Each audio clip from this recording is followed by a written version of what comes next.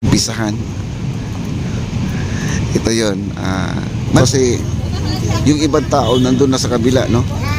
Ikaw dyan ay nasa 3,000 lang. Sa Anglen, hindi lang sa Eden, papadet siyate. Live sa kalsada, pinapakita kung saan may sobra. Ito yung kauna-unahang esplanade, no?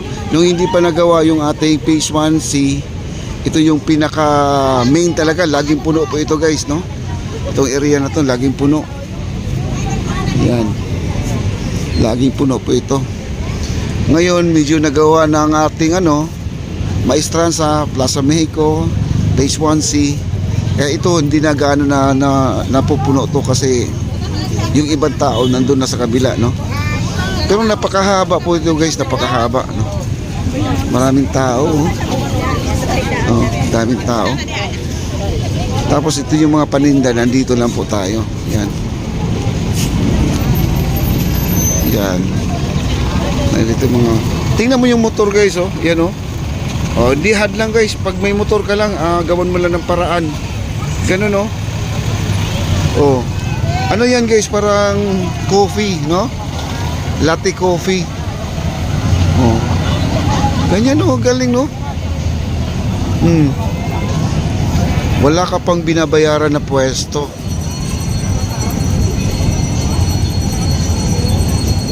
Galing, no? Tingnan nyo ang motor na yan, no?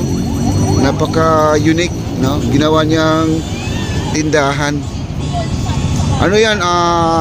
Kape, mga mocha, ganun yung mga tinitinda niya. O, diba? Tapos may tarpaulin pa siya. Galing, galing. Tapos bukod dito may mga juice, no? May kikiam. Yan, sarap dito kumain, guys. Mura dito kaysa doon sa may nakapwesto, no? Okay, dito na po tayo. Tuloy tayo. Ito yung pinakamaganda dito.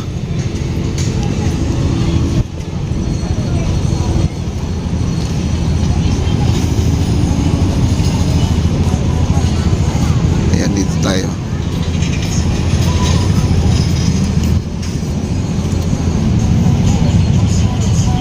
Dito kasi meron kasi music dito. Okay, tuloy tayo at diretsuhin po natin itong area na to. Ayan, ito ay papunta tayo ng MacArthur. MacArthur po tayo, guys. Ito sarado to dati, no? Sarado to. Kasi hindi nila pinapadaanan to kasi ginagawa po yung kiosk diyan, yung kiosk nandyan. Kaya ito may harang po sila. Ayan. Pero yung harang na to, tatanggalin na po ito, guys, kasi itong papuntang Maestranza o Arroceros, pwede na po dumaan yung tao, guys, no? Binuksan na po nila sa publiko. Ito yan. Grabe ito, guys, dati.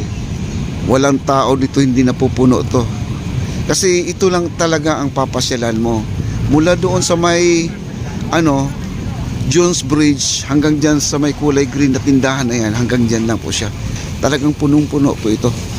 Bukod po dyan, meron pa nag-aerobic, may susumba, at saka meron pang acoustic guitar. Talagang napakarami ditong tao, punong-puno to. Ngayon, na sa awa ng Diyos, maraming nagdo-donate. Ang ating First Lady Lisa Marcos ay siya po ay nag-iipon ng pera, kaya po ay natuloy po yung ating view deck ng ating phase 1C. Then tinuloy pa, pati yung Plaza Mexico ay dinamay na rin po, no? Pinaganda na rin po nila. Grabe, napakaganda. Tapos yung ating Maestranza at saka Fort Santiago, dinugtong na po talaga nila. Kaya nga yun ang sabi sa akin noon, ito ay may habang 25 kilometers, no? 25 kilometers mula Baseco papuntang Laguna de Bay. Yan, may mga segment lang to, mga kaibigan. Hanggang segment 11 lang yata to na ko. Ganoon po to ang ating esplanade. Sa ngayon, wala pong gumagawa ngayon sa ating esplanade, no? Dahil wala tayong pundo,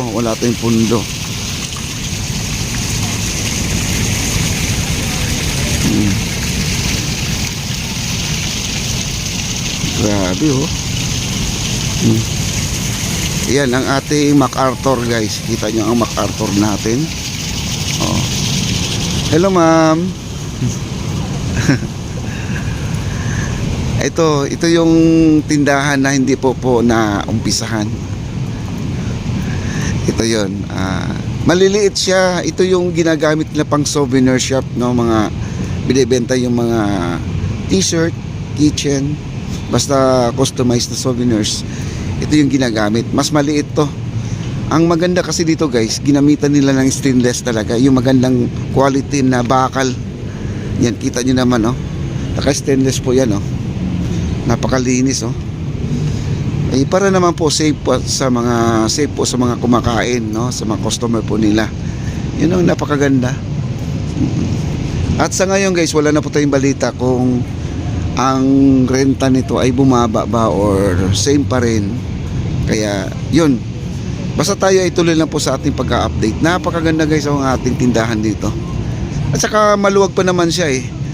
Kung ikukumpara mo doon sa Maestranza, wala pong pagkakaiba ang kanyang space, no? Kunti lang ang diferensya. Medyo maliit lang konti ito. Ang Maestranza talaga malawak siya kasi nakatungtong siya sa lupa eh, no? Itong dinadaanan ko tubig po ito. Yung lupa, ito yung may gatla, oh, ito. Yan, lupa po yan. Hanggang doon sa kanto, no? Kaya medyo masikip pa ng konti. Pero tama lang to. Kasi ito guys, pag nag-operate na to, mababawasan na po yung tao doon sa may Maestranza. Yun ang iniisip ko ha. Mahati na yung tao, pero baka mas lalong dadagsain to guys, no? Oh. Madaming namamasyal dito. Ayan, ang gumagawa po nito ay FCCDI, no? Si Porcy po ang gumawa nito, itong ating esplanade na to.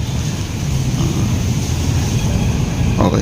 May nagtatanong pala bakit daw ito nababakbak yung simento. Baka hindi raw matibay. Matibay po yan guys. Ibabaw lang po yan, yung pinaka-coat na sa ibabaw yan. Alam nyo kasi, nung ginagawa to noon, maulan-ulan.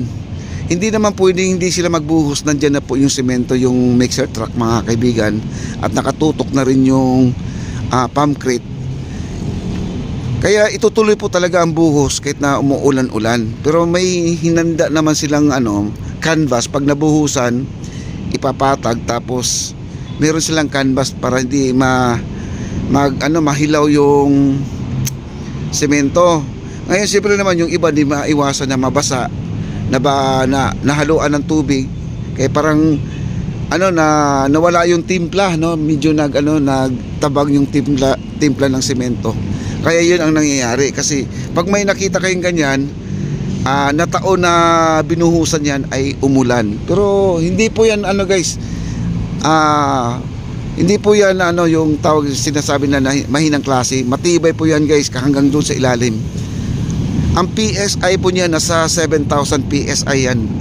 Pwede nga dito dumaan yung truck guys eh, yung bus. Kayang-kaya niyan. Ang ating highway, yung index na simento na ginagamit daw dyan ay nasa 3,000 lang. Ito 5 to 7,000 ang PSI nito. Samantala tao lang po ang dumadaan. Di ba? Tingnan niyo ang tibay. Ayan po ang ating MacArthur, napakalungkot. Nasira lahat ang mga wire nito. Ayun PVC nakabinbin wala na sira na. Ayan wala na talaga. Hindi na binabalikan po ito.